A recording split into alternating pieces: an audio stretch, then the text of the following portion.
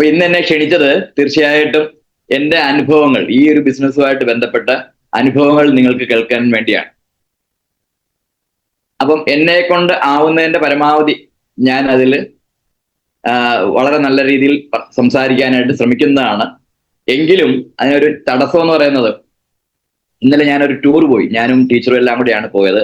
എന്റെ രക്തത്തിൽ അലിഞ്ഞു ചേർന്നിരിക്കുന്ന കാര്യമാണ് ടൂർ പോവുക എന്നുള്ളത്, സ്ഥലങ്ങൾ കാണുക എന്നുള്ളത്. അപ്പോൾ വർഷങ്ങളായിട്ട് ആഗ്രഹിച്ചിരുന്ന ഒരു സ്വപ്നമാണ് ഇന്നലെ നടന്നത്. ചെറിയൊരു കാര്യമാണ്. അതായത് ഗവി നിങ്ങൾ കേട്ടിട്ടുണ്ടാവും. ഓർഡിനറി എന്ന സിനിമ 2012 റിലീസ് ചെയ്തൊരു സിനിമയാണ്. അത് നിങ്ങൾ യൂട്യൂബിലൊക്കെ കയറിയാൽ കാണാം. ഒരു 10 മിനിറ്റുള്ള ക്ലിപ്പിംഗ്സ് ഒക്കെ എൻ്റെ കിടപ്പുണ്ട്. വളരെ മനോഹരമായ ഒരു സ്ഥലമാണ് ഗവി. പത്തനംതിട്ട ജില്ലയിലെ ഏറ്റവും മനോഹരമായ സ്ഥലം. അതായത് നമ്മുടെ ശബരിമലയൊക്കെ ഉൾപ്പെടുന്ന ആ പ്രദേശത്തിന്റെ ഒരു ഭാഗം തന്നെയാണ്.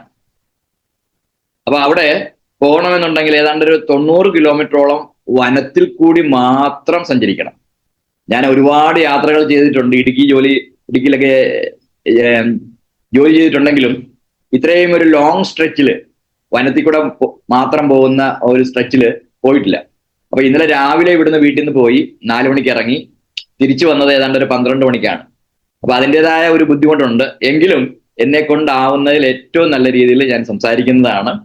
സാർ എന്നെ പരിചയപ്പെടുത്തി. പേര് ചാൾസ്, ആലപ്പുഴ സ്വദേശിയാണ്. നമ്മളൊക്കെ ചെയ്യുന്ന ഈ ഒരു ബിസിനസ് അവസരം എനിക്ക് തന്നത് മറ്റാരുമല്ല, നമ്മുടെ അനീഷ് സാറും അനൂപ് സാറുമാണ്. നിങ്ങൾക്കറിയാം അവരെ. അന്ന് ഇന്നത്തെ പോലെ ഡയമണ്ട് റാങ്കിൽ നിൽക്കുന്ന ആൾക്കാരൊന്നും അല്ല. എനിക്ക് തോന്നുന്നത് ഏതാണ്ട് NDC റാങ്കിലേ എത്തിയിട്ടുള്ളൂ അവര്. പക്ഷേ വളരെ വലിയ ഒരു ആഗ്രഹം, തീവ്രമായ ആഗ്രഹം, ഈ ഒരു ബിസിനസ്സിൽ വിജയിക്കണം എന്നുള്ളൊരു ആഗ്രഹം അവരുടെ മുഖത്ത് നോക്കിയാൽ നമുക്ക് അന്നേ കാണാൻ പറ്റുമായിരുന്നു. അന്ന് ഞാൻ തഹസിൽദാരായിട്ട് ജോലി ചെയ്യുകയാണ്, തിരുവല്ല തഹസിൽദാരായിട്ട് ജോലി ചെയ്യുകയാണ്. അപ്പം സ്വാഭാവികമായിട്ടും പല ആൾക്കാരും നമ്മളോട് പറയുന്നത് പോലെ എനിക്ക് വേണമെങ്കിൽ ആ ഒരു കാര്യം മാത്രം പറഞ്ഞ് ഒഴിഞ്ഞു മാറാമായിരുന്നു. കാര്യം തഹസിൽദാർ എന്ന് പറയുമ്പോൾ നിങ്ങൾക്കറിയാം, അദ്ദേഹം ഒരു മജിസ്ട്രേറ്റ് കൂടിയാണ്, എക്സിക്യൂട്ടീവ് മജിസ്ട്രേറ്റ് കൂടിയാണ്. അപ്പൊ സ്വാഭാവികമായിട്ടും അദ്ദേഹത്തിന്റെ ആ ഒരു പൊസിഷൻ വെച്ച് എനിക്ക് വേണമെങ്കിൽ പറയാമായിരുന്നു, അനൂപ് സാറെ അല്ലെങ്കിൽ അനീഷ് സാറെ, ഈ ഒരു പൊസിഷനിൽ ഇരിക്കുന്ന എനിക്ക് ഈ ബിസിനസ് ചെയ്യാൻ പറ്റില്ല.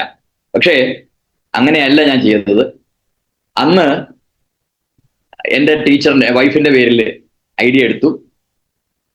ഞങ്ങൾക്ക് കോമൺ ആയിട്ട് അറിയാവുന്ന കുറച്ച് സുഹൃത്തുക്കൾ, നിങ്ങൾക്ക് അറിയാവുന്ന ആൾക്കാരാണ്. ശരൺ കുമാർ സാറ്, നിതിൻ ബാബു സാറ്, അതുപോലെ തന്നെ Mithun V Kumar sir, Achu Aniruddhan, Shiju sir, Baiju sir, ഇങ്ങനെ കുറച്ച് കോമൺ ആയിട്ടുള്ള സുഹൃത്തുക്കൾ. അവർക്കും അറിയാം, അവരെ എനിക്കും അറിയാം. അങ്ങനെയുള്ള ആൾക്കാരെ സമീപിച്ചു. അങ്ങനെ പതുക്കെ ബിസിനസ് തുടങ്ങി. പക്ഷെ രണ്ടാമത്തെ ഓർഗനൈസേഷനിൽ ആരെങ്കിലും കൊണ്ടുവന്നു കഴിഞ്ഞാൽ അവരെ നോക്കേണ്ടത് എൻ്റെ ഉത്തരവാദിത്തമാണല്ലോ. അതുകൊണ്ട് അതിനുവേണ്ടി ഞാൻ ശ്രമിച്ചില്ല. അങ്ങനെ മുന്നോട്ട് പോയി. പിന്നീട് 2017 ഡെപ്യൂട്ടി കളക്ടറായിട്ട് റിട്ടയർ ചെയ്തു. റിട്ടയർ ചെയ്തപ്പോഴത്തേക്ക് അത്യാവശ്യം നല്ല പൊസിഷനിലേക്ക് നിതിൻ ബാബു സാറും ഞാൻ ഈ പറഞ്ഞ ആൾക്കാരൊക്കെ എത്തി. റിട്ടയർ ചെയ്ത് അന്ന് തന്നെ എൻ്റെ വീട്ടില് എൻ്റെ ഏറ്റവും പ്രിയപ്പെട്ട 2 സുഹൃത്തുക്കൾ വന്നു. ആരാണ്? അനൂപ് സാറും അനീഷ് സാർ. അന്ന് രാത്രി തന്നെ വന്നിരുന്നു. കാര്യം വേറൊന്നുമല്ല, സർവീസിലിരിക്കുന്ന ഇത് ചെയ്യാൻ പറ്റില്ല എന്ന് അവരോട് പല പ്രാവശ്യം പറഞ്ഞിട്ടുള്ളതാണ്. എങ്കിലും അവര് ഇടയ്ക്കൊക്കെ പറയുമായിരുന്നു, സാറിന്റെ കണക്ഷൻസ് ഒക്കെ എടുക്കണം, പതുക്കെ തുടങ്ങി വെക്കാം, റിട്ടയർമെന്റിന് ശേഷം സാർ ഇറങ്ങിയാൽ മതി, ഞങ്ങൾ അവരെ നോക്കിക്കൊള്ളാം എന്നൊക്കെ പറയുമായിരുന്നു. പക്ഷെ ഞാൻ അതിനുവേണ്ടി ശ്രമിച്ചില്ല. കാര്യം നമുക്കറിയാം, രണ്ടാമത്തെ ഓർഗനൈസേഷൻ നന്നായിട്ട് കൊണ്ടുപോകേണ്ട ഡ്യൂട്ടി നമ്മുടെ തന്നെയാണ്. ഒരുപക്ഷെ നമ്മുടെ അപ്ലൈൻ നമ്മുടെ ഒരു ഓർഗനൈസേഷനിൽ ആരെങ്കിലും ഒക്കെ പ്ലേസ് ചെയ്യുമായിരിക്കും. അങ്ങനെ അന്ന് രാത്രി അവർ വന്നു. എല്ലാവരും പിരിഞ്ഞതിന് ശേഷം ഞങ്ങൾ ഇരുന്ന് ഡിസ്കസ് ചെയ്തു. ഞാൻ പറഞ്ഞു ഉടനെ തുടങ്ങാം, എത്രയും വേഗം തുടങ്ങാം എന്ന് പറഞ്ഞു. പക്ഷെ ആ ഒരു പറച്ചില് എൻ്റെ മനസ്സിൽ നിന്ന് വന്നതല്ല. കാര്യം ആ സമയത്ത് എനിക്കൊരു ആശങ്കയുണ്ടായിരുന്നു. ഈ റിട്ടയർമെന്റിന് ശേഷം 56 വയസ്സ് കഴിഞ്ഞു, ഇനി എനിക്കിത് ബിസിനസ് ചെയ്യാൻ പറ്റുമോ? വേറൊന്നുമല്ല, ഏത് മേഖലയിൽ എത്തിയാലും ആ മേഖലയിൽ ഒന്നാമനോ രണ്ടാമതോ അല്ലെങ്കിൽ മൂന്നാമതോ എങ്കിലും ആകണം എന്നുള്ളൊരാഗ്രഹം പണ്ടുതൊട്ടേ മനസ്സിലുണ്ട്. LD ക്ലർക്കായിട്ട് കയറി പരമാവധി എത്താൻ പറ്റുന്ന ഒരു മേഖല എന്ന് പറയുന്നത് ഡെപ്യൂട്ടി കളക്ടറാണ് ഇപ്പോഴത്തെ സാഹചര്യത്തിൽ. പണ്ടൊക്കെ കളക്ടറായിട്ട് മാറാമായിരുന്നു, പക്ഷെ അത് ഇപ്പം പറ്റില്ല. കാര്യം ഡെപ്യൂട്ടി കളക്ടറായിട്ട് ഒരുപാട് ആൾക്കാരെ ഡയറക്റ്റ് ആയിട്ട് റിക്രൂട്ട് ചെയ്യുന്നുണ്ട്. അപ്പൊ അതുകൊണ്ട് പരമാവധി എത്താൻ പറ്റുന്ന പ്ലേസ് എന്ന് പറയുന്നത് ഡെപ്യൂട്ടി കളക്ടറാണ്. അപ്പൊ അവിടെ എത്തണം എന്നുള്ളൊരാഗ്രഹം ഉണ്ടായിരുന്നു. അതിനുവേണ്ടിയുള്ള ടെസ്റ്റും പിന്നെ അതുപോലെ ട്രെയിനിങ് ഒക്കെ അറ്റൻഡ് ചെയ്തു. അതൊക്കെ പാസ്സായത് കൊണ്ടാണ് എനിക്ക് അവിടം വരെ എത്താൻ പറ്റിയത്. അപ്പൊ അതുപോലെ ഈ ബിസിനസ്സിൽ വന്നാലും എന്തെങ്കിലുമൊക്കെ ആകണം. അല്ലാതെ വെറുതെ ഒരു ഡിസ്ട്രിബ്യൂട്ടർ ആയിട്ട് എന്തെങ്കിലുമൊക്കെ വാങ്ങിച്ച് ഈ ബിസിനസ് ചെയ്യുക എന്ന് പറയുന്നത് എനിക്ക് സങ്കല്പിക്കാൻ പോലും പറ്റില്ല. പക്ഷെ എനിക്ക് എന്റെ സംശയം ഇതായിരുന്നു, ഈ ഒരു പ്രായത്തിൽ എനിക്കിത് ചെയ്യാൻ പറ്റുമോ? അങ്ങനെ പല അവധികൾ ഇങ്ങനെ പറഞ്ഞു പോയി. ജൂലൈയിലാണ് റിട്ടയർ ചെയ്തത്. ജൂലൈ കഴിഞ്ഞു, ഓഗസ്റ്റ് കഴിഞ്ഞു, സെപ്റ്റംബർ കഴിഞ്ഞു, ഒക്ടോബർ കഴിഞ്ഞു, നവംബർ കഴിഞ്ഞു, ഡിസംബർ കഴിഞ്ഞു, ജനുവരിയും കഴിഞ്ഞു ഏതാണ്ട്. ഫെബ്രുവരി ആദ്യം എന്ന് വേണമെങ്കിൽ പറയാം, അനൂപ് സാറും അനീഷ് സാറും ഇതുപോലെ ഒരു ദിവസം വൈകുന്നേരം വീട്ടിൽ വന്നിട്ട് അവർ പറഞ്ഞു, സാറേ ഞങ്ങള് പുതിയൊരു കാറ് ബുക്ക് ചെയ്തിട്ടുണ്ട്. 2018 ഫെബ്രുവരി മാസമാണ്. ഞാൻ ചോദിച്ചു ഏത് കാറാണ്? അത് BMW ആണ്. അപ്പൊ ഞാൻ കൺഗ്രാറ്റുലേഷൻസ് ഒക്കെ പറഞ്ഞു. അത് പറയാനല്ല ഞങ്ങൾ വന്നത് ഫെബ്രുവരി മാസം 18-ാം തീയതി കോഴിക്കോട് വെച്ച് വലിയൊരു പ്രോഗ്രാം നടത്തുന്നു. നിങ്ങൾക്ക് അറിയാവുന്ന ഒരു പ്രോഗ്രാമാണ്. മിക്കവാറും ആൾക്കാർ അതിന്റെ വീഡിയോ യൂട്യൂബിലൂടെയൊക്കെ കണ്ടു കാണും. ഭ്രമരം. അപ്പൊ ആ ഭ്രമരം എന്ന പ്രോഗ്രാം എന്ന് പറയുന്നത് നമ്മുടെ ഗ്രേറ്റ് അപ്ലൈൻ ആയിട്ടുള്ള മുബീൻ മുഹമ്മദ് സാറ് ഓർഗനൈസ് ചെയ്യുന്നതാണ്. അദ്ദേഹത്തിന്റെ എല്ലാ ടീമിനെയും പങ്കെടുപ്പിച്ചുകൊണ്ട് നടത്തുന്ന ഒരു പ്രോഗ്രാം. അപ്പൊ അതില് ഞങ്ങൾ രണ്ടുപേരും ഇവിടുന്ന് പുതിയ കാറിലാണ് പോകുന്നത്. വേറെ ഒരാൾ കൂടിയുണ്ട്. സാറും കൂടെ വരണം, ഒരു സീറ്റ് മിച്ചമുണ്ട്, സാറും കൂടെ വരണം, നമുക്ക് ഒരുമിച്ച് ആ കാറിൽ അങ്ങ് കോഴിക്കോട് പോകാം. തലേ ദിവസം പോകണം, 17-ാം തീയതി പോകണം എന്ന് എന്നോട് പറഞ്ഞു. അപ്പൊ ഞാൻ പറഞ്ഞു അത് നോക്കട്ടെ, ആലോചിക്കാം എന്നൊക്കെ പറഞ്ഞു. പക്ഷേ ഞാൻ അതിനുവേണ്ടി മെന്റലി പ്രിപ്പയർഡ് ആയിട്ടില്ലായിരുന്നു. അവരോട് അങ്ങനെ പറഞ്ഞെങ്കിലും പോകാനായിട്ട് തീരുമാനിച്ചിരുന്നില്ല.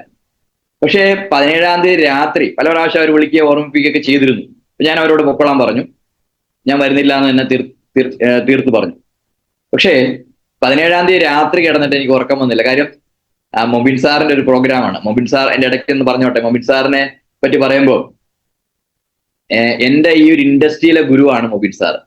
ഇന്ന് നിങ്ങൾ കാണുന്നത് ഫ്ലൈറ്റിൽ ഫ്രീക്വന്റ് ആയിട്ട് യാത്ര ചെയ്യുകയും അതുപോലെ അമേരിക്കയിൽ താമസിക്കുകയും അമേരിക്കയിൽ നിന്നും ഇന്ത്യയിലേക്ക് ഇടയ്ക്കിടയ്ക്ക് വന്ന് ബിസിനസ് ചെയ്യുകയും മാറി ഏറ്റവും ലേറ്റസ്റ്റ് ആയിട്ടുള്ള കാറുകൾ, മെഴ്സിഡസ് ബെൻസ് പോലുള്ള കാറുകളൊക്കെ ഉപയോഗിക്കുന്ന, അതുപോലെ തന്നെ ഇന്ത്യയിൽ ആദ്യമായിട്ട് ഡയറക്ട് സെല്ലിങ്ങിലൂടെ ഒരു കാരവൻ, അത് ബെൻസിന്റെ കാരവൻ ഉപയോഗിക്കുന്ന മൊബിൻ സാറിനെയാണ് നിങ്ങൾ ഇന്ന് കാണുന്നത്. എനിക്ക് അദ്ദേഹം പഠിച്ചുകൊണ്ടിരിക്കുന്ന സമയം മുതൽ അറിയാം. അദ്ദേഹം MA ഹിന്ദിക്കാണ് പഠിച്ചത്. പക്ഷെ അത് ബിസിനസ്സിലേക്ക് വന്നുകൊണ്ട് അത് കംപ്ലീറ്റ് ചെയ്തതേ ഉള്ളൂ. അതിന്റെ പരീക്ഷയൊന്നും അദ്ദേഹത്തിന് എഴുതാൻ പറ്റിയില്ല. അന്ന് ഞാൻ കാണുമ്പോൾ അദ്ദേഹത്തിന് ഒരു മൊബൈൽ ഇല്ല. ഞാൻ അന്ന് മൊബൈൽ ഉപയോഗിക്കുന്നുണ്ട്. അദ്ദേഹത്തിന് ഒരു സൈക്കിൾ പോലും വാഹനമായിട്ടില്ല. എനിക്ക് അന്ന് ചെറിയൊരു സ്കൂട്ടറുണ്ട്. വീട് അദ്ദേഹം ഒരു വളരെ പഴയ ഒരു വീട്ടിൽ, അദ്ദേഹത്തിന്റെ എക്സ്പീരിയൻസിലൊക്കെ കാണിക്കുന്നുണ്ട്. ആ വീട്ടിലാണ് താമസിച്ചിരുന്നത്. ഞാൻ അത്യാവശ്യം കുഴപ്പമില്ലാത്തൊരു വീട്ടിലാണ് താമസിച്ചിരുന്നത്. അപ്പൊ ഇങ്ങനെയുള്ള ഒരു മൊബൈൽ സാറാണ് എന്നോട് വന്ന് ഡയറക്ട് സെല്ലിംഗ് ഇൻഡസ്ട്രിയെ കുറിച്ച് അന്ന് സംസാരിക്കുന്നത്, ഞാൻ ജോലിയിലിരിക്കുന്ന സമയത്ത്. അപ്പൊ അതുകൊണ്ട് തന്നെ അദ്ദേഹം എനിക്ക് കുറെ നിർദ്ദേശങ്ങൾ തന്നിട്ടുണ്ട്. ആ നിർദ്ദേശങ്ങളെല്ലാം എനിക്ക് ഈ ഒരു ബിസിനസ്സിൽ, ഈ ഒരു ഇൻഡസ്ട്രിയിൽ ഒരുപാട് ഗുണങ്ങൾ ചെയ്തു. അതിലേക്ക് ഞാൻ പിന്നീട് കിടക്കാം. അപ്പം മൊബിൻ സാറ് ഓർഗനൈസ് ചെയ്യുന്ന ഒരു പ്രോഗ്രാമിൽ പോകാതിരിക്കുക എന്ന് പറയുന്നത് എന്റെ ഗുരുവിനോട് കാണിക്കുന്ന ഒരു നിന്ദയാണെന്ന് എനിക്ക് തോന്നി. അങ്ങനെ 17-ാം തീയതി രാത്രി ഒരു തീരുമാനമെടുത്തു. രാവിലെയുള്ള ട്രെയിനിൽ 6 മണിക്ക് ആലപ്പുഴയിൽ നിന്നും ധൻബാദിലേക്ക് ഒരു ട്രെയിൻ ഉണ്ട്. അത് ഷൊർണൂർ വരെ ഉള്ളൂ. പക്ഷെ ഷൊർണൂർ ചെന്ന് കഴിഞ്ഞാൽ എനിക്ക് എങ്ങനെയെങ്കിലും കോഴിക്കോട് എത്താൻ പറ്റും. അങ്ങനെ തീരുമാനമെടുത്ത് കിടന്നു. വെളുപ്പിനെ എഴുന്നേറ്റു, റെഡിയായി. ഇതൊന്നും അനൂപ് സാറിനോടോ മൊബിൻ സാറിനോടോ ഒന്നും പറഞ്ഞില്ല. അങ്ങനെ ഞാൻ കോഴിക്കോട് എത്തി. തപ്പിപ്പിടിച്ച് നമ്മുടെ വെന്യൂവിൽ ചെന്നു. അവിടെ ചെന്ന് ഒരു പാസ് സാറിനോട് ചോദിച്ചു. അങ്ങനെ എൻ്റെ ഒരു സുഹൃത്തും കൂടെ ഉണ്ടായിരുന്നു. അവർക്കും കൂടെ വേണ്ടി പാസ് എടുത്തു. അങ്ങനെ ഞങ്ങള് ആ വലിയ ഹാളിന്റെ ഏതാണ്ട് 10,000-ത്തിലധികം പേര് പങ്കെടുത്ത ആ പ്രോഗ്രാം ഒന്ന് ആലോചിക്കണം. കമ്പനി തുടങ്ങിയത് 2013-ലാണ്. പ്രോഗ്രാം നടക്കുന്നത് 2018. 5 വർഷമേ ആയിട്ടുള്ളൂ. അതിനും ഒരു പ്രത്യേകതയുണ്ട്. കേരളത്തിൽ കമ്പനിയുടെ പ്രവർത്തനം തുടങ്ങിയത് 2017 ഏപ്രിൽ മാസം 4-ാം തീയതിയാണ്. എന്നുവെച്ചാല് വളരെ കുറച്ച് നാളുകളെ ആയിട്ടുള്ളൂ കേരളത്തിൽ ബിസിനസ്സിലേക്ക് വന്നിട്ട്. എന്നിട്ട് പോലും 10,000-ത്തിലധികം പേര് മൊബിൻ സാറിന്റെ ടീമിന്റെ മാത്രം ആയിട്ട് പങ്കെടുത്തു. അതിൽ നല്ലൊരു ശതമാനം അതിഥികളായിരുന്നു, ഗസ്റ്റ് ആയിരുന്നു. പക്ഷെ ഇന്ന് നമ്മൾ അന്ന് ആലോചിച്ച് കഴിഞ്ഞാൽ നമ്മുടെ പല പ്രോഗ്രാമിലും അത്രയും ഗസ്റ്റിനെ നമ്മൾ പങ്കെടുപ്പിക്കുന്നുണ്ടോ എന്നൊന്ന് പരിശോധിക്കണം. കുറവാണ്. പലരും ഗസ്റ്റിനെ കൊണ്ടുവരുന്നില്ല. എല്ലാവരും നല്ല സുന്ദര കുട്ടപ്പന്മാരായിട്ട് അവിടെ വന്നിരിക്കും, കേൾക്കും, കൈയടിക്കും, പോകും. ഗസ്റ്റിനെ കൊണ്ടുവരുന്നത് പലപ്പോഴും മറന്നു പോകാറുണ്ട്. അപ്പം അന്ന് ഞാൻ ആ ഒരു പ്രോഗ്രാമിൽ പങ്കെടുത്തു. ആ പ്രോഗ്രാമിൽ പങ്കെടുത്തപ്പോൾ ഒരു കാര്യം എനിക്ക് മനസ്സിലായി, എനിക്കിത് ചെയ്യാൻ പറ്റും. കാര്യം എന്നേക്കാൾ പ്രായമുള്ള ധാരാളം ആൾക്കാർ അവിടെ അച്ചീവേഴ്സ് ആയിട്ട് സൂട്ടും കോട്ടും ഒക്കെ ഇട്ട് സ്റ്റേജിൽ കയറുന്നു. ചിലർ കാറൊക്കെ ഓടിച്ച് സ്റ്റേജിലോട്ട് കൊണ്ടുവരുന്നു. അപ്പൊ ഇത് എന്നെ ഈ ഒരു ബിസിനസ്സിൽ കൂടുതൽ കോൺഫിഡൻസോടുകൂടി ചെയ്യാൻ പ്രേരിപ്പിച്ചു. അങ്ങനെ അന്ന് രാത്രി ഞാനും അനൂപ് സാറും അനീഷ് സാറും കൂടെ നമ്മുടെ പാരഗൺ, കോഴിക്കോട് ഫ്ലൈഓവറിന്റെ താഴെയുള്ള പാരഗൺ, അവിടെ പോയി അത്താഴമൊക്കെ കഴിച്ചു. അവരവിടെ അന്ന് സ്റ്റേ ചെയ്യാൻ പറഞ്ഞു. പക്ഷെ ഞാൻ അന്ന് രാത്രി തന്നെ അവിടെ നിന്ന് പോന്നു. അതിനുശേഷം തൊട്ടടുത്ത മാസം, ഒരു മാർച്ച് മാസം, 2018 മാർച്ച് മാസത്തില് മൊബിൻ സാർ കൂടി പങ്കെടുത്ത ഒരു RTP എറണാകുളത്ത് വെച്ചുണ്ടായിരുന്നു. അതിൽ പങ്കെടുക്കാനുള്ള ഒരു അവസരം കൂടി കിട്ടി. അങ്ങനെ ആ ഒരു പ്രോഗ്രാമിലൂടെ പങ്കെടുത്തപ്പോഴത്തേക്ക് ഈ ഒരു ബിസിനസിന്റെ വലിപ്പം എന്താണ്, അല്ലെങ്കിൽ ഇത് എന്തുമാത്രം നന്നായിട്ട് വളർന്നുകൊണ്ടിരിക്കുന്നു, എല്ലാ കാര്യങ്ങളും എനിക്ക് മനസ്സിലായി. അങ്ങനെ ആ 2 ദിവസം ഒരു സാധാരണ ഡിസ്ട്രിബ്യൂട്ടറായിട്ടാണ് ഞാൻ പങ്കെടുത്തത്. അങ്ങനെ ഒരു തീരുമാനമെടുത്തു, ഞാൻ ഈ ബിസിനസ് നന്നായിട്ട് ചെയ്യും. അങ്ങനെ ഒരു തീരുമാനമെടുത്ത് പതുക്കെ ബിസിനസ് ആരംഭിച്ചു. കുറച്ച് ദിവസങ്ങൾക്ക് ശേഷം എനിക്ക് വേണ്ടിയാണ് കമ്പനി അന്നൊരു അനൗൺസ്മെന്റ് നടത്തിയത്. അതായത് നമുക്കറിയാം ബിസിനസ് തുടങ്ങുന്ന സമയത്ത്, പ്രത്യേകിച്ച് ഇന്ന് നിങ്ങൾ കാണുന്ന സൗകര്യങ്ങളൊന്നുമില്ല. കേരളത്തിൽ ഒരു സ്റ്റോർ മാത്രമേ ഉള്ളൂ എറണാകുളത്ത്. അപ്പൊ അങ്ങനെ ആ ഒരു സ്റ്റോറിൽ പോയാണ് കേരളത്തിലുള്ള ആൾക്കാരൊക്കെ സാധനങ്ങൾ വാങ്ങിക്കുന്നത്. പിന്നീടാണ് കോഴിക്കോടും തിരുവനന്തപുരത്തും ബാക്കിയുള്ള സ്ഥലങ്ങളിലൊക്കെ സ്റ്റോർ വന്നത്. അപ്പൊ അതുകൊണ്ട് തന്നെ അതിൻ്റെതായ ബുദ്ധിമുട്ടുകളൊക്കെ ഉണ്ടായിരുന്നു. പക്ഷേ തീരുമാനമെടുത്ത് ഇറങ്ങിക്കഴിഞ്ഞാൽ നമുക്ക് പിന്നെ പുറകോട്ട് നോക്കേണ്ട കാര്യമില്ല, മുന്നിലോട്ട് മാത്രം നോക്കണം. അപ്പൊ അങ്ങനെ ഇരിക്കുകയാണ് കമ്പനിയുടെ 2ാമത്തെ ഇന്റർനാഷണൽ കൺവെൻഷൻ വന്നത്. ആദ്യത്തെ ഇന്റർനാഷണൽ കൺവെൻഷൻ വരുമ്പോൾ ഞാൻ ജോലിയിൽ ഇരിക്കുക. അപ്പൊ അന്ന് എൻ്റെ ബിസിനസ്സിൽ എൻ്റെ കൂടെ ബിസിനസ് ചെയ്യുന്ന നമ്മുടെ Sharan sir, Nithin sir, Mithun sir, ഇങ്ങനെയുള്ള ആൾക്കാരൊക്കെ അന്ന് മലേഷ്യക്ക് പോയി. അപ്പൊ അവിടെ പോയിട്ട് വന്നിട്ട് അവിടുത്തെ കാര്യങ്ങളൊക്കെ പറഞ്ഞു. കമ്പനി വളരെ വലിയ രീതിയിലാണ് ആദ്യത്തെ ഇന്റർനാഷണൽ കൺവെൻഷൻ അറേഞ്ച് ചെയ്തിരുന്നത്. അപ്പൊ അന്നൊരു ആഗ്രഹമാണ്. ഞാൻ നേരത്തെ മലേഷ്യയിൽ പല പ്രാവശ്യം പോയിട്ടുണ്ട്, എങ്കിലും ആ ഒരു കൺവെൻഷനിൽ പങ്കെടുക്കാത്തതിന്റെ ഒരു സങ്കടം എനിക്കുണ്ടായിരുന്നു. അങ്ങനെ ഇരിക്കുകയാണ് ബിസിനസ് തുടങ്ങി ഉടനെ തന്നെ കമ്പനി 2ാമത്തെ ഇന്റർനാഷണൽ കൺവെൻഷൻ ദുബായിൽ വെച്ച് നടക്കുന്നു എന്ന് അനൗൺസ് ചെയ്തു. അപ്പൊ ഒരു ഡിസ്ട്രിബ്യൂട്ടർക്ക് അന്നത്തെ ടാർഗറ്റ് എന്ന് പറയുന്നത് 3.5 ലക്ഷം ബിസിനസ് വോളിയം 12 ആഴ്ച കൊണ്ട് കൊണ്ടുവരണം. അപ്പൊ എന്നെ സംബന്ധിച്ചിടത്തോളം അതൊരു വലിയ ഹെർക്കൂലിയൻ ടാസ്ക് ആണ്. കാര്യം ബിസിനസ്സിലേക്ക് വന്നതേ ഉള്ളൂ, ഞാൻ ഒറ്റയ്ക്കാ. എന്റെ വീക്ക് സൈഡിൽ, പവർ സൈഡിൽ എനിക്ക് തോന്നുന്നു 1-2 ആഴ്ച കൊണ്ടൊക്കെ തന്നെ അത് ആയി. പക്ഷെ വീക്ക് സൈഡിൽ ഒറ്റയ്ക്ക് എങ്ങനെ ഇതൊക്കെ ചെയ്യാൻ പറ്റും? അപ്പൊ അങ്ങനെയൊക്കെയുള്ള ഒരു ആശങ്കകളൊക്കെ ഉണ്ടായിരുന്നു. അപ്പൊ അനൂപ് സാറും അനീഷ് സാറും എന്നെ പ്രോത്സാഹിപ്പിച്ചു, സാറിന് പറ്റും, ചെയ്യ്.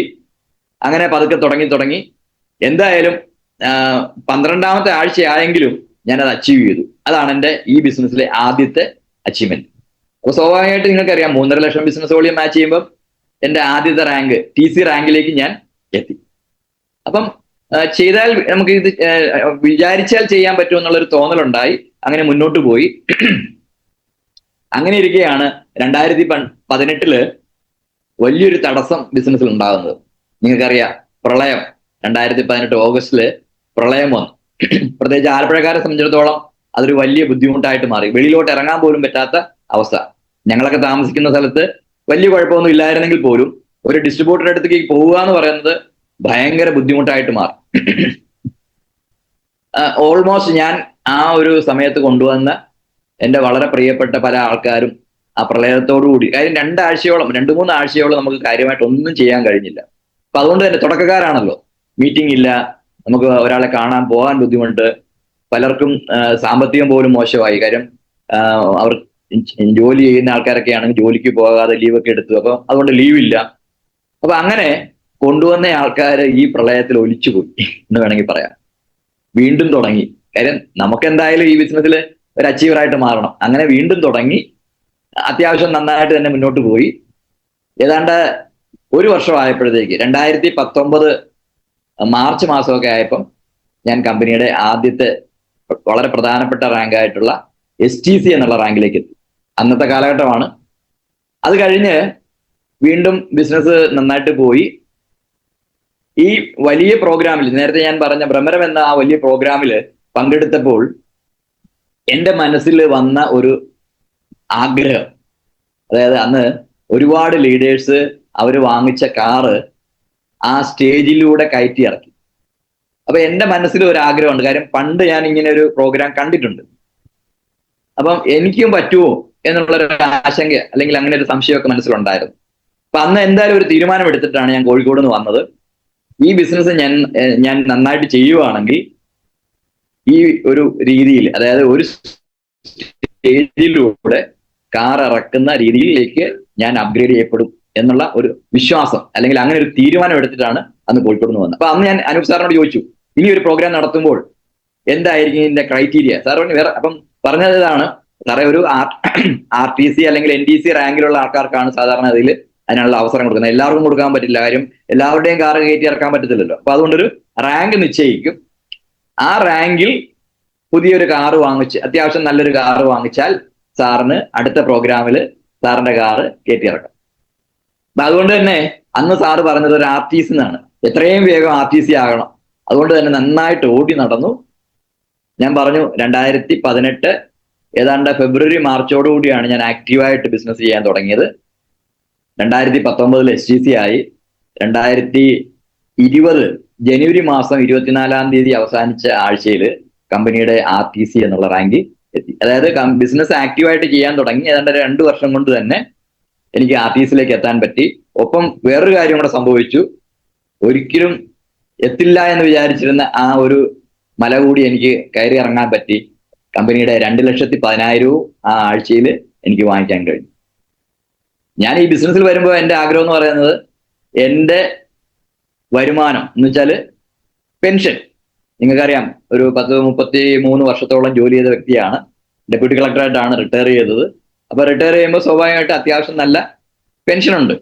എങ്കിലും എൻ്റെ ആഗ്രഹങ്ങളിൽ ഏറ്റവും പ്രധാനപ്പെട്ടതെന്ന് പറയുന്നത് സ്ഥലങ്ങൾ കാണുക. അതും കഴിയുന്നിടത്തോളം, കാര്യം ഇന്ത്യയിലുള്ള ഒരുപാട് സ്ഥലങ്ങൾ ഞാൻ പല സമയങ്ങളിലായിട്ട് പോയിട്ടുണ്ട്. എങ്കിലും വിദേശത്തുള്ള സ്ഥലങ്ങളിലൊക്കെ പോകുക എന്ന് പറയുന്നത് വലിയ ആഗ്രഹം ഉണ്ടായിരുന്നൊരു കാര്യമാണ്. അപ്പോൾ അങ്ങനെ വിദേശത്തൊക്കെ പോകണമെന്നുണ്ടെങ്കിൽ പെൻഷൻ കൊണ്ട് മാത്രം പോകാൻ പറ്റില്ല. അപ്പൊ അതിനൊരു അഡീഷണൽ വരുമാനം വേണം.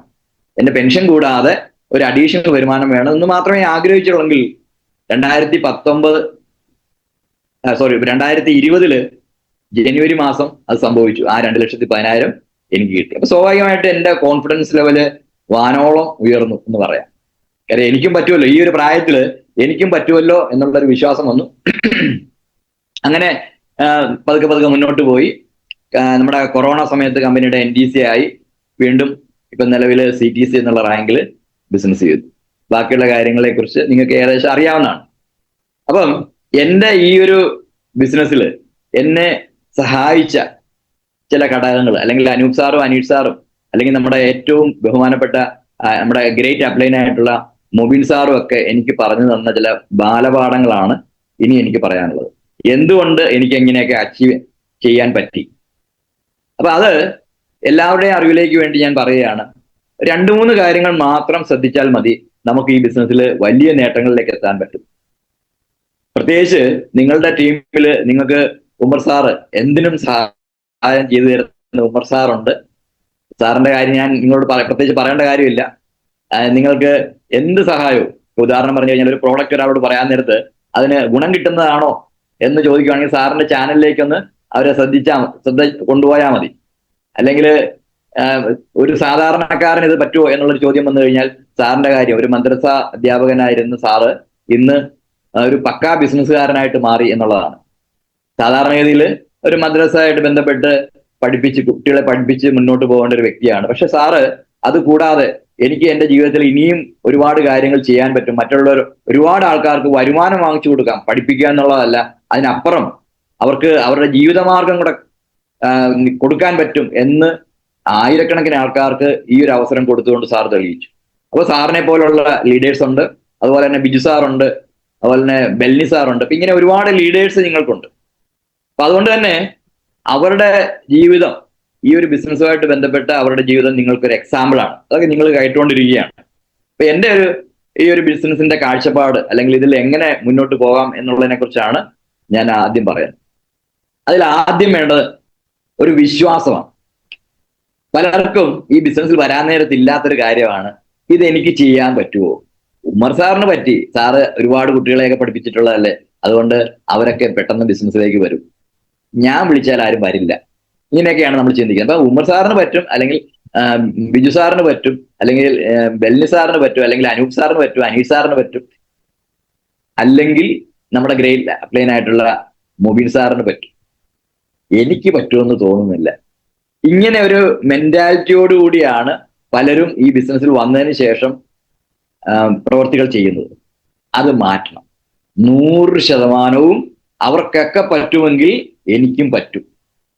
അതായത് ഒരാൾക്ക് എവറസ്റ്റ് കീഴടക്കാം എന്നുണ്ടെങ്കിൽ ഇന്ന് 100 കണക്കിന് ആൾക്കാര് എനിക്ക് പറ്റുമെന്ന് തെളിയിച്ചു. അതെന്താണ്?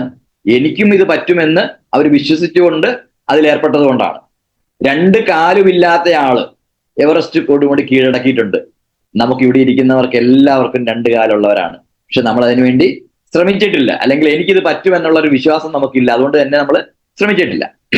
അപ്പൊ ആദ്യം നമുക്ക് വേണ്ടത് വിശ്വാസമാണ്, അടിയുറച്ച വിശ്വാസം. നമ്മൾ എല്ലാവരും പള്ളിയിലും അമ്പലത്തിലും ഒക്കെ പോയി പ്രാർത്ഥിക്കുന്നവരാണ്. പക്ഷെ ആ പ്രാർത്ഥിക്കുന്ന സമയത്ത് ഞാനൊന്ന് ചോദിച്ചോട്ടെ, 100% വിശ്വാസത്തോടുകൂടിയാണോ നമ്മൾ പ്രാർത്ഥിക്കുന്നത്? നമ്മുടെ കഷ്ടപ്പാടുകൾ മാറ്റണം, നമ്മുടെ കുട്ടികൾക്ക് നല്ല രീതിയിൽ വിദ്യാഭ്യാസം കൊടുക്കണം, അവർക്ക് നല്ല ജോലി കിട്ടണം എന്നൊക്കെ നമ്മൾ ഒരുപാട് ആഗ്രഹങ്ങൾ നമ്മൾ ദൈവത്തോട് വെക്കാറുണ്ട്.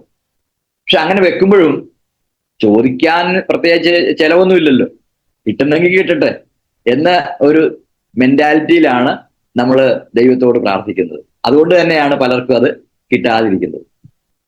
നമ്മൾ വിശ്വസിക്കണം.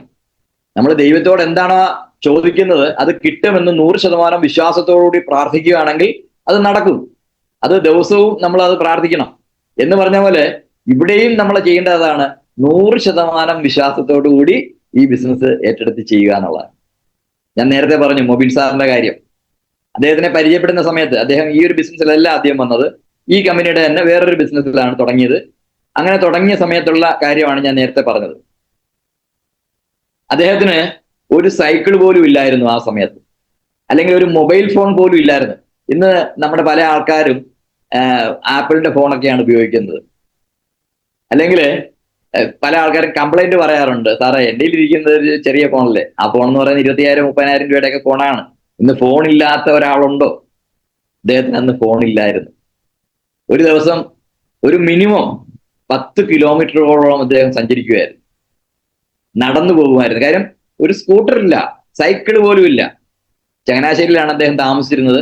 അവിടുന്ന് ഓർഡിനറി ബസ്സിൽ കയറിയാണ് ആലപ്പുഴ വരുന്നത്. കാര്യം അത്രയൊക്കെ ഉള്ളൂ അദ്ദേഹത്തിന്റെ കയ്യിലിരിക്കുന്ന പൈസ.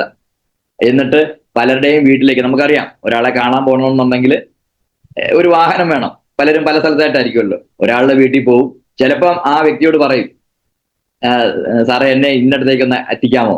അവരുടെ സ്കൂട്ടറിന്റെ പുറകിലിരുന്ന് അദ്ദേഹം പോവും. അങ്ങനെയൊക്കെ ബിസിനസ് ചെയ്ത് രാത്രിയിൽ 9:30-ക്കാണ് ആലപ്പുഴയിൽ നിന്ന് അവസാനത്തെ ബസ് ചങ്ങനാശ്ശേരിയിലേക്ക്. ആ ബസ്സിൽ എങ്ങനെയെങ്കിലും പോകാനായിട്ട് അദ്ദേഹം ശ്രമിക്കും. ചിലപ്പോഴല്ല മിക്കവാറും ഏതെങ്കിലും ലോറിയിലൊക്കെയാണ് അദ്ദേഹം തിരിച്ചു പോയിക്കൊണ്ടിരുന്നത്. ആ വ്യക്തിയാണ് ഇന്ന് കാരവാനില് ഇന്ത്യയിൽ മുഴുവൻ സഞ്ചരിച്ച് ഈ ബിസിനസ് ചെയ്യുന്നത്. അദ്ദേഹത്തിന്റെ നേട്ടങ്ങളെ കുറിച്ച് ഞാൻ പറയുന്നില്ല. ആ നേട്ടങ്ങളിലേക്ക് അദ്ദേഹത്തിനെ എത്തിച്ചത് അദ്ദേഹത്തിന്റെ അടിയുറച്ച വിശ്വാസമാണ്.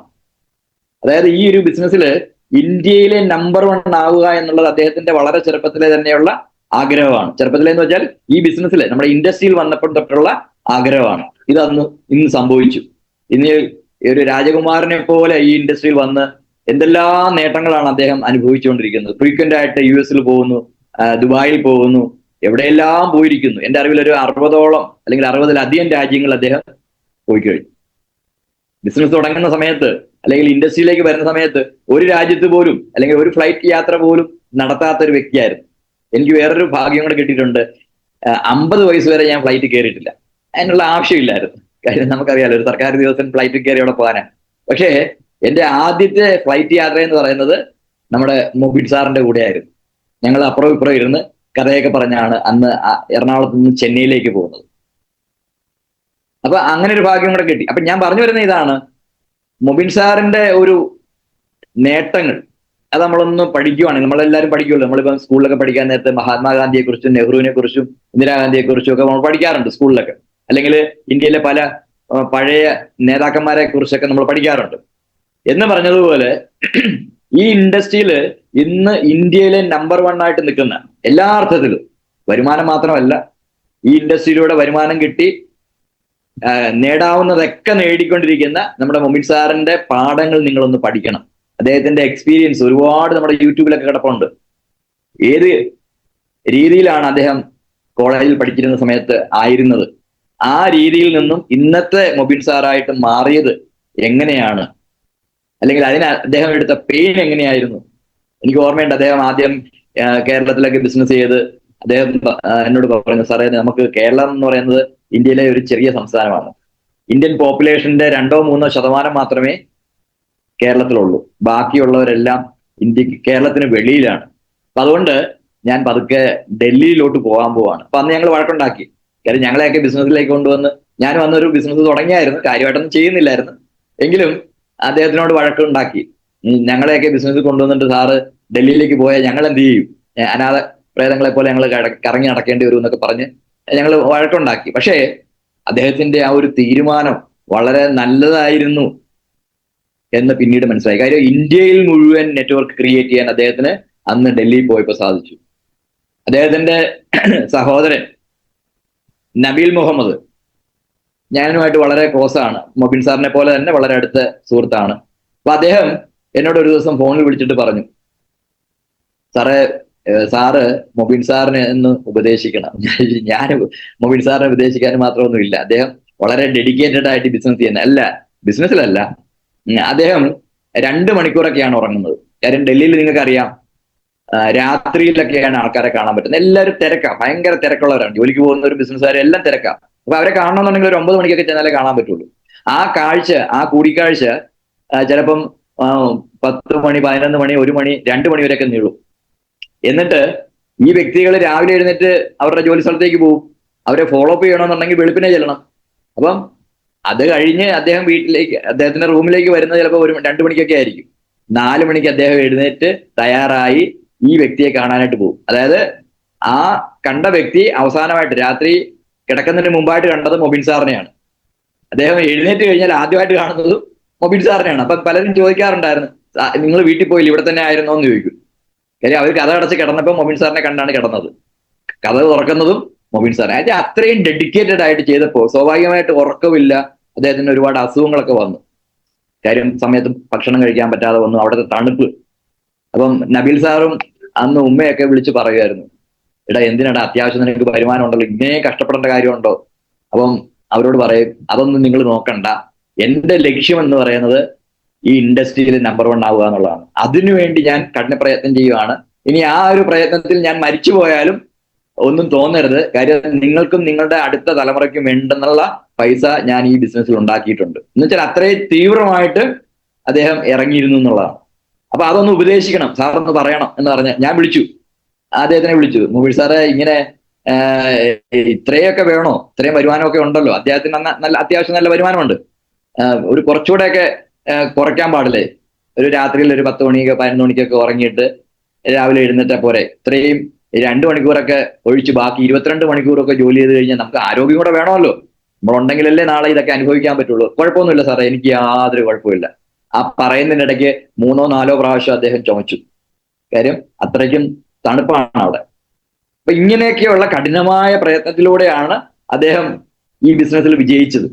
ഞാൻ അതിലേക്ക് കടക്കുന്നില്ല, അദ്ദേഹത്തിന്റെ എക്സ്പീരിയൻസ് ആണ്. ഒരുപക്ഷെ നിങ്ങൾക്ക് എന്നെക്കാട്ടി നന്നായിട്ട് അറിയാമായിരിക്കാം.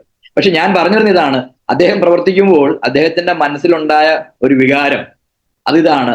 ഈ ബിസിനസ്സിലൂടെ അദ്ദേഹത്തിന്, ഡയറക്ട് സെല്ലിംഗ് ഇൻഡസ്ട്രിയിലൂടെ അദ്ദേഹത്തിന് ഒരുപാട് നേട്ടങ്ങൾ ഉണ്ടാക്കാൻ പറ്റും. അദ്ദേഹം ആഗ്രഹിക്കുന്ന ഒരുപാട് കാര്യങ്ങൾ ഇതിലൂടെ നേടാൻ പറ്റും.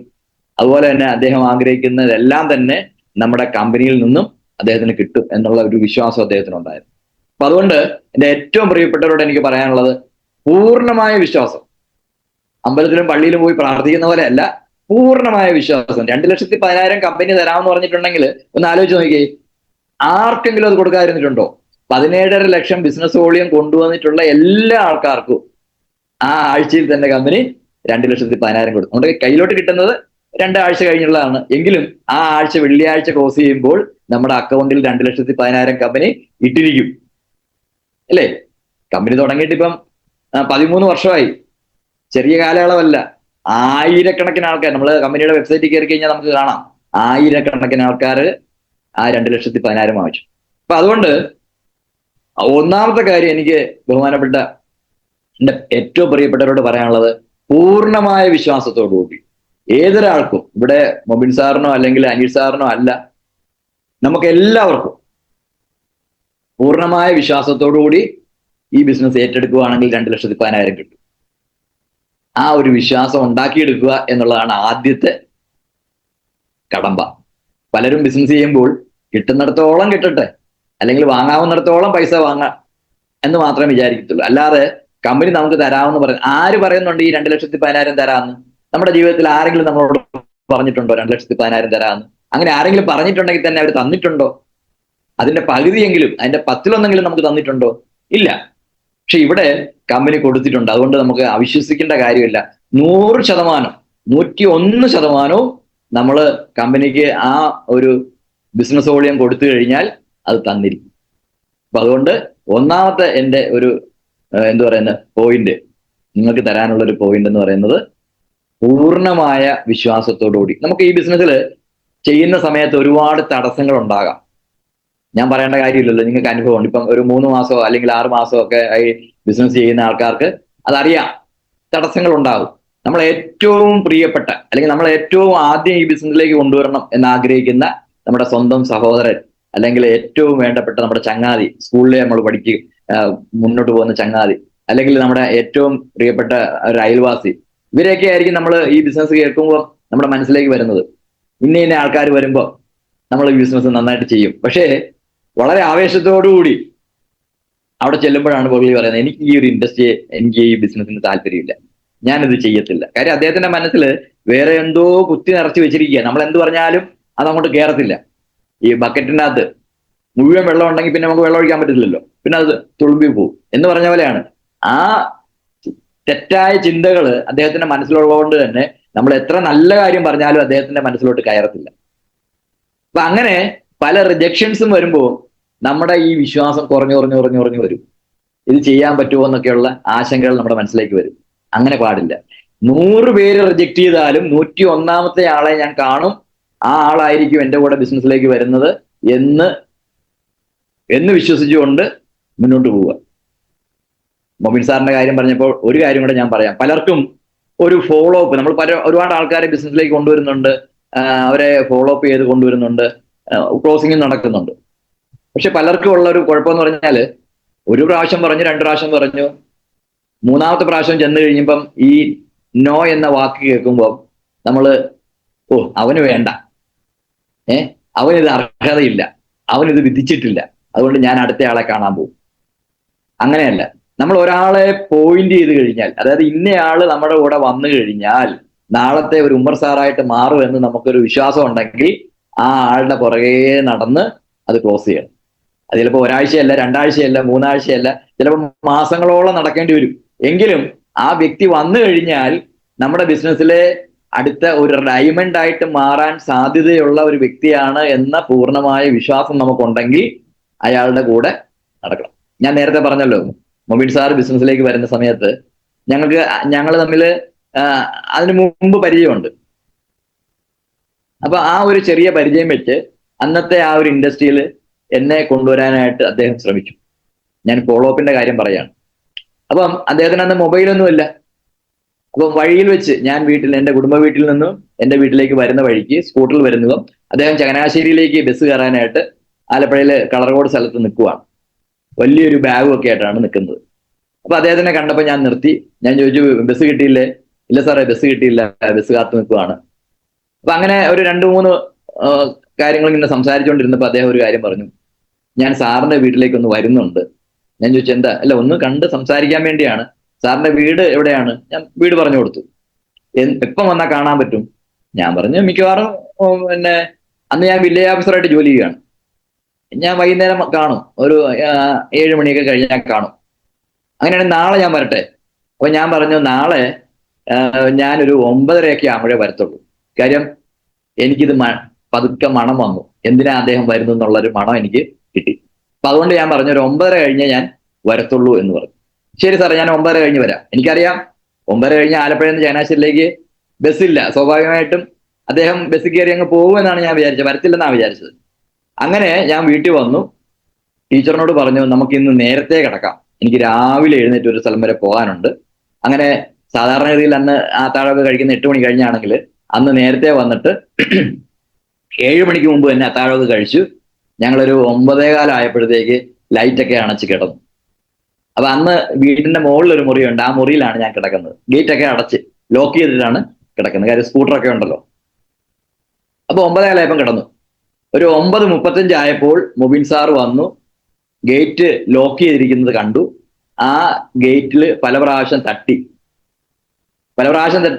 വന്നപ്പം തന്നെ എനിക്ക് കേൾക്കാം, ആ കാര്യം മുകളിൽ നിന്ന് നോക്കിയാൽ എനിക്ക് കാണാവുന്നുള്ളൂ, ലൈറ്റ് ഇല്ലെങ്കിലും എനിക്ക് അദ്ദേഹത്തിനെ കാണാൻ പറ്റും. അപ്പം ഗേറ്റിൽ ഇങ്ങനെ തട്ടുമ്പോൾ നന്നായിട്ട് എനിക്ക് കേൾക്കാം. ഞാൻ ഇറങ്ങി ചെന്നില്ല. ഒന്ന് ആലോചിച്ച് നോക്കിയേ ഞാൻ അദ്ദേഹത്തിനോട് കാണിച്ച ആ ക്രൂരത എന്താണെന്ന്. ഇന്നത്തെ മോഹൻ സാറല്ല, അന്നത്തെ മോഹൻ സാറ്. അത് കഴിഞ്ഞ് അദ്ദേഹം അങ്ങ് പോയി. ഒരു 10 മിനിറ്റോളം അവിടെ നിന്നിട്ട് ഞാൻ ഇറങ്ങി ചെല്ലാത്തത് കൊണ്ട് തന്നെ അദ്ദേഹം അങ്ങ് പോയി. പിറ്റേ ദിവസം രാവിലെ ഞാൻ പതുക്കെ വീട്ടിന്റെ വെളിയിലോട്ടൊക്കെ ഇറങ്ങിയപ്പോഴത്തേക്ക് തൊട്ടപ്പുറത്ത് നിൽക്കുന്ന എന്റെ അയൽവാസിയായിട്ടുള്ള മണിക്കുട്ടൻ പറഞ്ഞു, സാറേ ഇന്നലെ ഒരാൾ വന്ന് ഗേറ്റ് തല്ലിപ്പൊളിക്കുന്നത് സാറ് കേട്ടില്ലേ? ഞാൻ പറഞ്ഞു ഇല്ല, കേട്ടില്ല. അയ്യോ, അതിന്റെ ഒച്ച കേട്ടിട്ട് ഞാൻ വീട്ടിൽ നിന്ന് ഇറങ്ങി വന്ന് ചോദിച്ചു, എന്താ ഈ ഗേറ്റിൽ ഇങ്ങനെ ഇട്ട് തട്ടുന്നത്?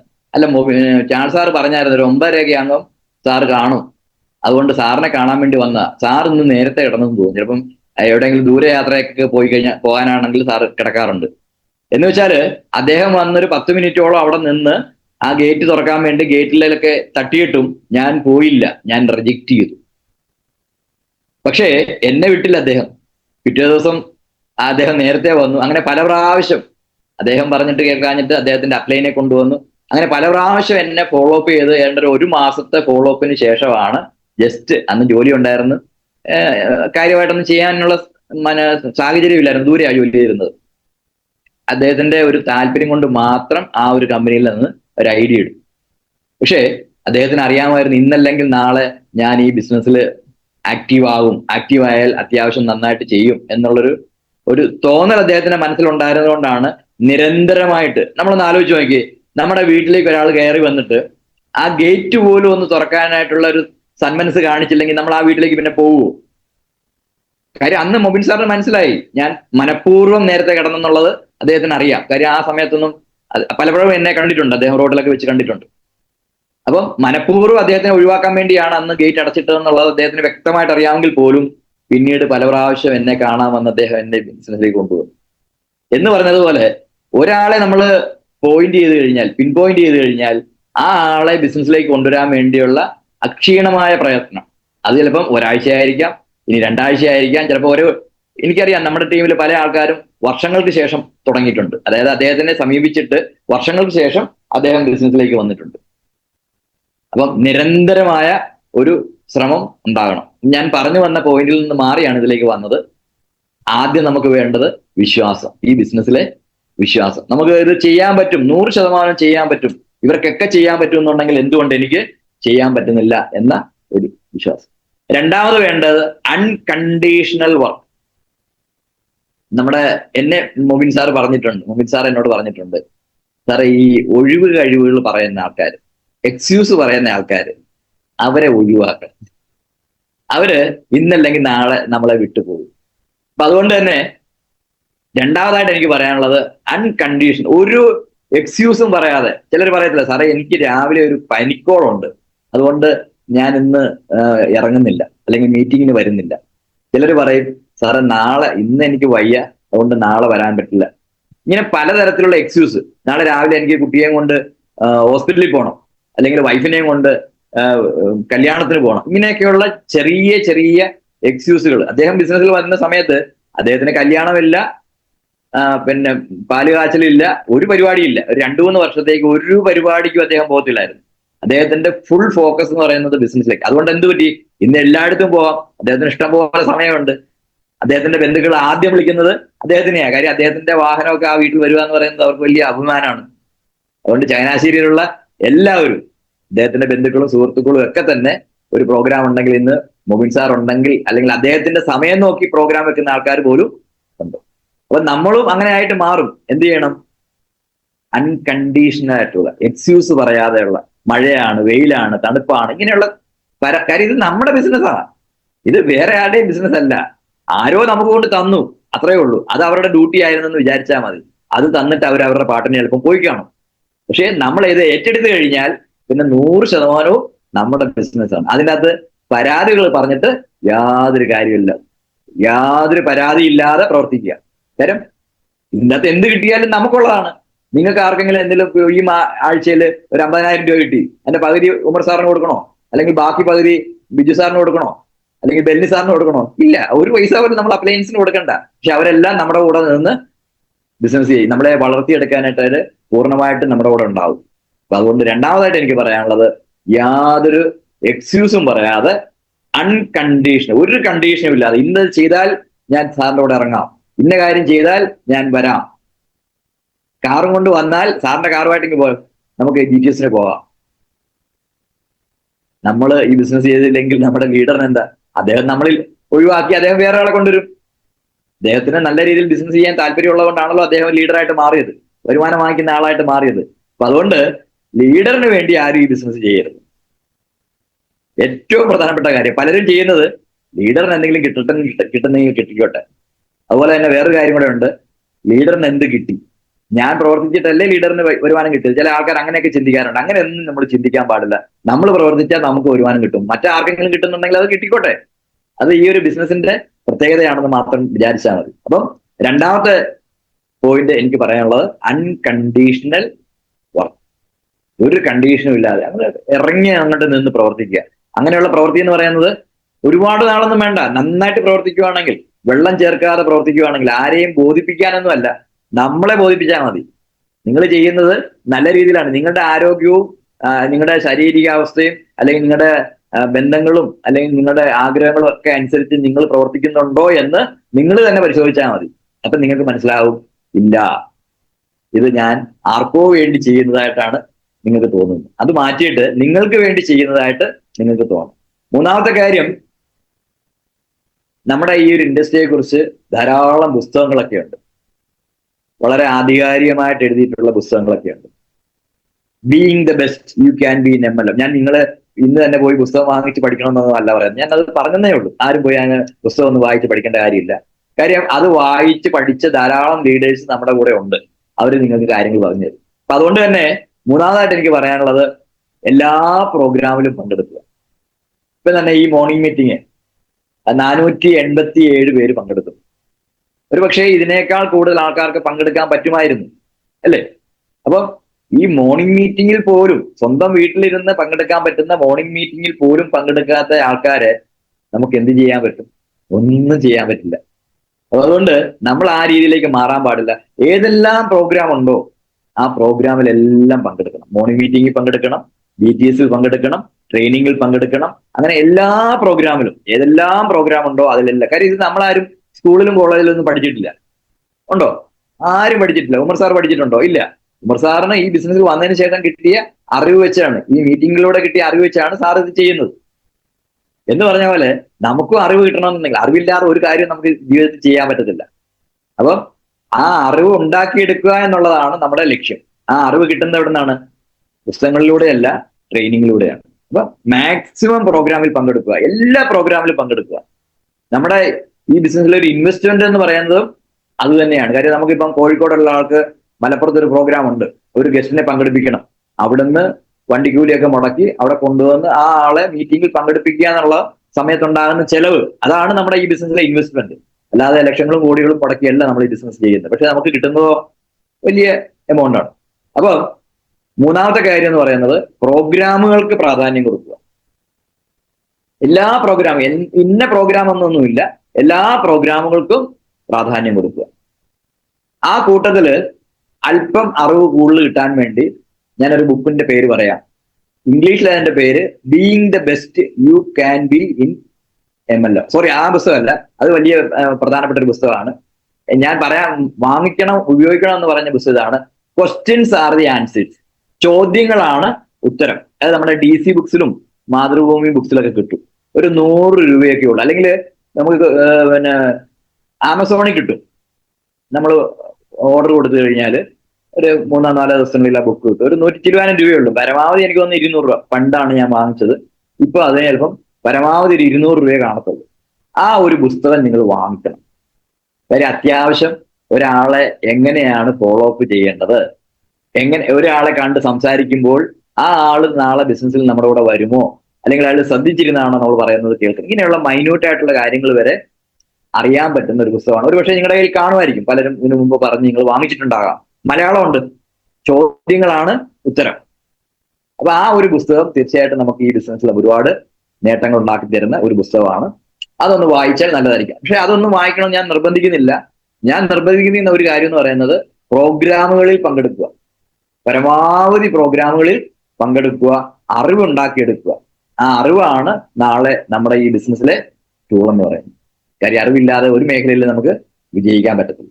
4ാമത്തെ കാര്യം എന്ന് പറയുന്നത് സെൽഫ് ഇനിഷ്യേറ്റീവ്. ആരും പറയാതെ തന്നെ നമ്മൾ ഈ ബിസിനസ് ചെയ്യുക. ലീഡർ വിളിച്ചിട്ട് പറയും, നാളെ നമുക്കൊരു പ്രോഗ്രാം ഉണ്ട്, അതുകൊണ്ട് അസീസ് സാറെ നാളത്തെ പ്രോഗ്രാമിൽ സാറ് 2 പേരെ കൂട്ടിക്കൊണ്ട് വരണം. ഇങ്ങനെ ഉമ്മർ സാർ പറയുന്നത് അല്ലെങ്കിൽ മറ്റുള്ള ലീഡേഴ്സ് പറയുമ്പോഴാണ് നമ്മൾ എന്തെങ്കിലുമൊക്കെ ചെയ്യുന്നത്. അത് മാറ്റിയിട്ട് നമ്മളായിട്ട് ലീഡറിനെ വിളിച്ചിട്ട്, ഉമ്മർ സാറെ നാളെ എപ്പോഴാണ് GTS, മലപ്പുറത്ത് GTS എത്ര മണിക്കാണ്, എങ്ങനെയാണ് അവിടെ, എത്ര മണിക്കാണ് എത്തേണ്ടത്, ഇതൊക്കെ നമ്മൾ അങ്ങോട്ട് ചോദിക്കണം. എന്നുവെച്ചാൽ എല്ലാ ആൾക്കാരും ഉമ്മർ സാറിനെ വിളിക്കണം എന്നല്ല ഞാൻ പറയുന്നത്, നിങ്ങളുടെ അപ്ലൈനെ വിളിച്ച് ചോദിക്കണം. എന്നിട്ട് നിങ്ങളായിട്ട് ഇനിഷ്യേറ്റീവ് എടുത്ത് നിങ്ങളുടെ ചങ്ങാതിമാരെയൊക്കെ അവിടെ പങ്കെടുപ്പിക്കണം. Self initiative. ഇത് ഞാൻ നേരത്തെ പറഞ്ഞ പോലെ മൊബിൻ സാറിന്റെ ബിസിനസ്സോ അനീഷ് സാറിന്റെ ബിസിനസ്സോ ബെൽനി സാറിന്റെ ബിസിനസ്സോ ഉമർ സാറിന്റെ ബിസിനസ്സോ ഒന്നും അല്ല. ഇത് നമ്മുടെ ബിസിനസ്സാണ്, നമ്മുടെ ഓരോരുത്തരുടെയും ബിസിനസ്സാണ്. അതുകൊണ്ട് തന്നെ സെൽഫ് ഇനിഷ്യേറ്റീവ് എടുക്കണം. നമുക്കറിയാം, നമ്മളൊരു ചെറിയ കട നടത്തുന്നു, ഒരു സ്റ്റേഷനറി കട നടത്തുന്നു. ആരും നമ്മളോട് പറയത്തില്ല രാവിലെ എഴുന്നേറ്റ് 8 മണിക്ക് കട തുറക്കണം. ആരെങ്കിലും പറയുമോ? കട നടത്തുന്ന ആൾക്കാരുടെ അടുത്ത് നിങ്ങളൊന്ന് ചോദിച്ചു നോക്കി, ആരെങ്കിലും പറഞ്ഞിട്ടാണോ രാവിലെ തുറക്കുന്നത്, അല്ലെങ്കിൽ കട അടയ്ക്കുന്നത് ആരെങ്കിലും പറഞ്ഞിട്ടാണോ? അല്ല. ഇപ്പൊ നമുക്കൊരു ജോലിയുണ്ട്, സർക്കാർ ജോലി ആയിക്കോട്ടെ, പ്രൈവറ്റ് മേഖലയിലെ ജോലി ആയിക്കോട്ടെ. ആ ജോലി ചെയ്യുന്ന സ്ഥാപനത്തിലെ ആള് നമ്മൾ വൈകുന്നേരം ഇറങ്ങാൻ നേരത്ത് പറയുമോ, ബഷീറെ നാളെ 8 മണിക്ക് തന്നെ വരണം, അല്ലെങ്കിൽ 10 മണിക്ക് തന്നെ വരണം എന്ന് എല്ലാ ദിവസവും പറയുമോ? ഒരു മുതലാളി നമ്മളോട് പറയത്തില്ല, അല്ലെങ്കിൽ ഒരു ഓഫീസിലെ സൂപ്രണ്ട് നമ്മളോട് പറയത്തില്ല. അത് നമ്മുടെ ഡ്യൂട്ടിയാണ് ആ സമയത്ത് അവിടെ ചെല്ലുക എന്നുള്ളത്. എന്ന് പറഞ്ഞ പോലെ ആരും പറയേണ്ട കാര്യമില്ല, ഇത് നമ്മുടെ ബിസിനസ് അല്ലേ. അത് കൃത്യമായിട്ടും ആരും പറയാതെ തന്നെ ചെയ്യേണ്ടത് നമ്മുടെ ഡ്യൂട്ടിയാണ്. അതുകൊണ്ട് സെൽഫ് ഇനിഷ്യേറ്റീവ് എന്ന് പറയുന്നത് ഏറ്റവും പ്രധാനപ്പെട്ട ഒരു കാര്യമാണ്. പലർക്കും അതില്ലാത്തത് കൊണ്ടാണ് പലരെയും ഇങ്ങനെ ചാരി നിൽക്കുക. നമ്മൾ പറയത്തില്ലേ സ്പൂൺ സ്പീഡിങ്. ലീഡർ ഇങ്ങനെ ഓരോ കാര്യങ്ങൾ നമ്മുടെ അടുത്തേക്ക് കൊണ്ടുവന്ന് തരണം, അതിനുവേണ്ടി കാത്തിരിക്കുക നമ്മൾ. അത് പാടില്ല. 5ാമത്തെ കാര്യം എന്ന് പറയുന്നത് പ്ലാനിങ്. വളരെ നന്നായിട്ട് പ്ലാൻ ചെയ്യണം.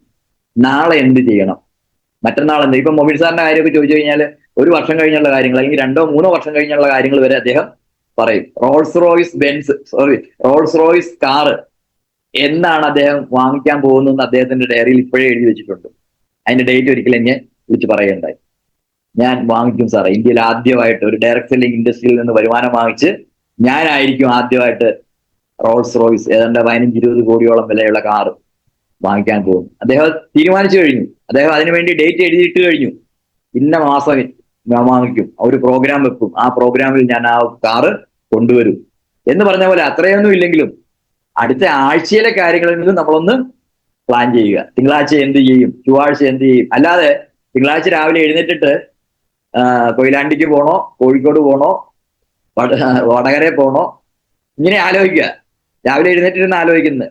അപ്പൊ അങ്ങനെ കുറെ നേരം ആലോചിച്ചിട്ട് നമ്മുടെ ഡിസ്ട്രിബ്യൂട്ടറെ വിളിക്കും, ഞാൻ ഇന്ന് അങ്ങോട്ട് വരുവാണ്, നമുക്ക് 2-3 പേരൊക്കെ ഒന്ന് കാണണം. അപ്പൊ പുള്ളി പറയും, അയ്യോ ഇന്ന് വരണ്ട, ഇന്ന് എനിക്കൊരു വളരെ പ്രധാനപ്പെട്ട ഒരു കല്യാണം ഉണ്ടോ, അതിന് പോയാൽ പറ്റുള്ളൂ. അപ്പം അങ്ങനെ 2-3 പേരെ വിളിച്ചപ്പോൾ അവർക്ക് പല അസൗകര്യങ്ങൾ വന്നു. ആ ദിവസം നമ്മുടെ പാഴായി, നമുക്കൊന്നും ചെയ്യാൻ പറ്റാതെ വന്നു. അതേസമയം നമ്മൾ നേരത്തെയാണ് തീരുമാനിക്കുന്നതെങ്കിൽ ഒരാളെ കിട്ടിയില്ലെങ്കിൽ അടുത്ത ആൾക്ക് നമുക്ക് പ്രോഗ്രാം കൊടുക്കാൻ പറ്റും. അപ്പൊ അതുകൊണ്ട് ഏറ്റവും പ്രധാനപ്പെട്ട, ഞാൻ നേരത്തെ പറഞ്ഞ 4 കാര്യങ്ങളെ പോലെ തന്നെ പ്രധാനപ്പെട്ട കാര്യമാണ് ശരിയായിട്ട് പ്ലാൻ ചെയ്യുക.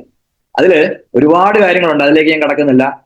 ഒന്ന്, ഓരോ ദിവസത്തെ വർക്കുകൾ പ്ലാൻ ചെയ്യുക. നമ്മുടെ ഡയറിയിൽ എഴുതിയിടണം. തിങ്കളാഴ്ച നമ്മൾ എവിടെയാ പോകുന്നത്, ആ പോകാൻ ഉദ്ദേശിക്കുന്ന സ്ഥലത്തെ ആൾക്കാരെ, നമ്മുടെ കൂടെയുള്ള ആൾക്കാരെ വിളിച്ച് പറയുകയും വേണം. രണ്ടാമത്തെ കാര്യം, നമ്മുടെ റാങ്കുകൾ.